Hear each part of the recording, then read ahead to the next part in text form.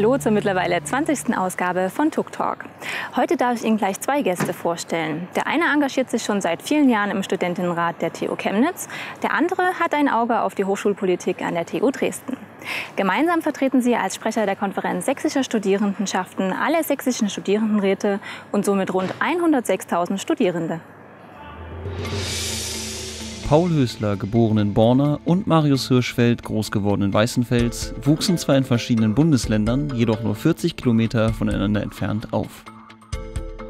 Den einen zog es nach dem Bachelor Soziale Arbeit zum Masterstudium nach Dresden, den anderen führte das Chemiestudium zu uns an die Technische Universität in Chemnitz.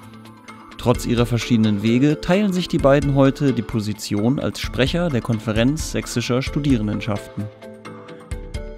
Dort setzen sie sich für die Interessen der Studierenden ein und vertreten deren Rechte gegenüber der sächsischen Hochschulpolitik. Bei dieser Aufgabe bilden unsere Gäste ein sich bestens ergänzendes Gespann. Wo es dem einen manchmal nicht schnell genug gehen kann, bringt der andere eine ausgleichende Ruhe ins Spiel. Entscheidend ist letztendlich ihr gemeinsames persönliches Ziel: die Strukturen der Studierendenvertretung zu stärken sowie die dort stattfindende Meinungsbildung zu fördern. Hallo Herr Hirschfeld, hallo Herr Hösler, schön, dass Sie heute bei uns sind. Hallo. Was ein Studenten- oder Studentinnenrat ist, weiß ja, denke ich, jeder. Aber was hat es denn mit dem klangvollen Namen Konferenz sächsischer Studierendenschaften auf sich? Die Konferenz sächsischer Studierendenschaften ist die gesetzlich verankerte Landesstudierendenvertretung in Sachsen. Mitglied sind dort alle 14 Studierendenräte der sächsischen Universitäten, Fachhochschulen sowie Kunst- und Musikhochschulen. Und wir beschäftigen uns mit Themen, die von landesweiter Bedeutung sind, und mit Themen, die für mehrere Hochschulen von Bedeutung sind, wirken dort koordinierend, vermittelnd und versuchen, eine möglichst einheitliche Position dann auch nach außen zu vertreten. Solche Themen sind zum Beispiel das studentische Wohnen, betrifft jeden Studi an jeder sächsischen Hochschule. Andere Themen sind zum Beispiel die Gestaltung des sächsischen Hochschulfreiheitsgesetzes, das Gesetz, was die gesamte Arbeit an einer Hochschule und auch zwischen den Hochschulen regelt, zumindest die Grundlagen dafür legt, egal ob das jetzt Gremienarbeit ist, Gestaltung von Studiengängen, Gestaltung von Prüfungen, all das ist dort drin verankert. Ein weiteres wichtiges Thema ist auch die Qualität von Lehre und Studium. Dort sind die Hochschulen ja aufgefordert, tätig zu werden und ein Qualitätssicherungssystem einzurichten. Und wir gucken uns einfach mal an, wie funktioniert das denn an den einzelnen Hochschulen, wie weit sind sie in der Umsetzung und versuchen dann, oder wir sprechen dann auch mit anderen BündnispartnerInnen, zum Beispiel Gewerkschaften, um unsere Wünsche und Ziele und Vorstellungen in Vertretung für die sächsischen Studierendenräte an den richtigen Stellen anzubringen. Sie beide waren ja jetzt seit Mai auch in Sachsen unterwegs und haben sich bei den verschiedenen Rektoraten angeschaut, wie dort die Themen angegangen werden. Was haben Sie denn dort vor Ort festgestellt?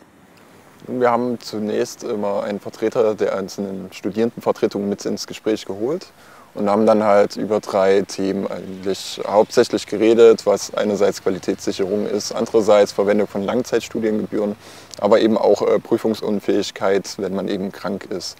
Und es ist doch sehr unterschiedlich, wie die einzelnen Hochschulen die ganzen Themen handhaben. Dabei ist uns aber auch aufgefallen, dass es gerade bei den Kunst- und Musikhochschulen doch vieles Interessantes gibt, weil uns dort ein bisschen der Einblick einfach fehlt, weil die Vertreter der einzelnen Studierendenvertretungen eben nicht so aktiv bei uns mit sind und wir dadurch aber netzwerken konnten und auch über die einzelnen Themen reden konnten. Die Konferenz der sächsischen Studierendenschaften strebte auch eine BAföG-Reform an. Warum ist denn das wichtig? Die letzte Erhöhung des BAföGs war vor 2 Jahren. Und das war auch dringend notwendig. Aber nichtsdestotrotz setzen wir uns dafür ein, dass es wieder eine Novelle gibt, beziehungsweise wieder eine Anpassung, weil der jetzige Betrag einfach nicht mehr den einzelnen Lebensrealitäten der Studierenden entspricht.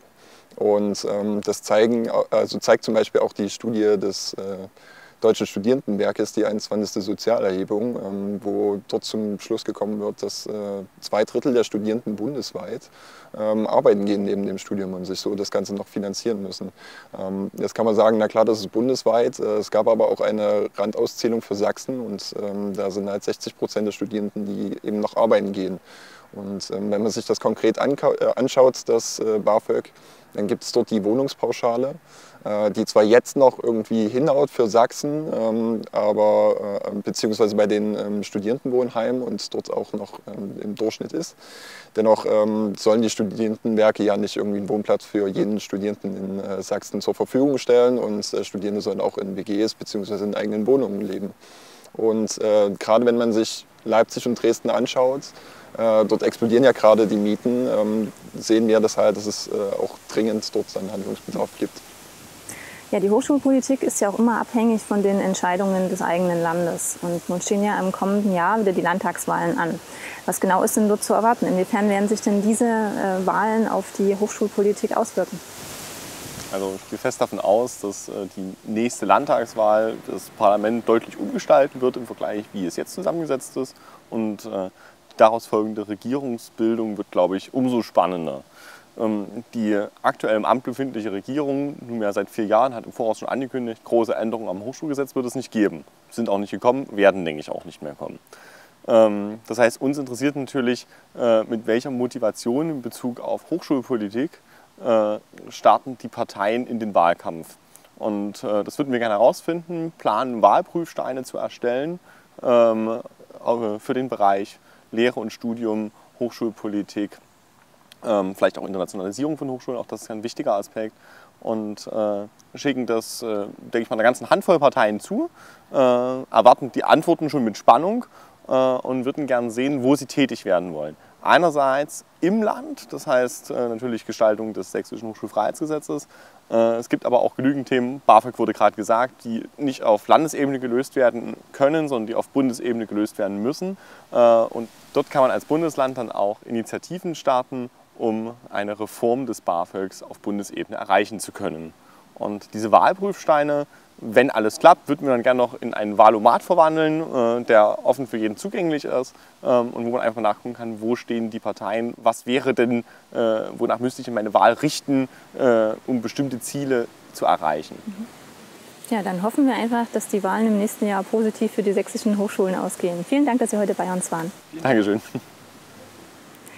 Nicht immer läuft in der Arbeitswelt alles rund. Daher hat der Vorsitzende des Personalrates der TU Chemnitz immer ein offenes Ohr für die Sorgen und Nöte der Beschäftigten. Herr Dr. Thomas Raschke spricht in der nächsten Sendung mit uns über die geplante Personalentwicklung, die Umsetzung des Rahmenkodex und wie sich die Arbeitsbedingungen künftig modernisieren lassen. Sollten Sie Fragen zu diesen Themen haben, können Sie uns unter der eingeblendeten E-Mail-Adresse kontaktieren. Bis zum nächsten Mal.